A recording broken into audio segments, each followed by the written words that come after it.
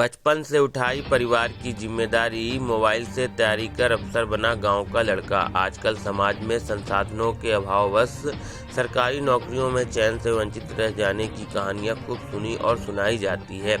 इन कहानियों को सुनकर मेहनतकश युवा भी हतोत्साहित होते रहते हैं कि बिना शहर में रहे और बिना किसी कोचिंग के वो अफसर नहीं बन सकते। लेकिन इसी माहौल में सामने आती हैं कुछ ऐसी कहानियां जिसमें कुछ लोग बिना संसाधनों के ही अपने हौसले की उड़ान से मंजिल तक का सफर तय कर देते हैं।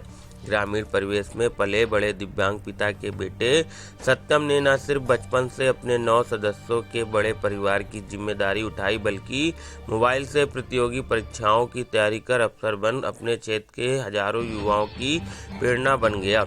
सत्यम के पिता हमेशा चिंतित रहते थे कि उनका बेटा परिवार की जिम्मेदारियों और संसाधनों के अभाव में उलझ कर न रह जाए, इसलिए वो बेटे का हौसला बढ़ाते रहते थे।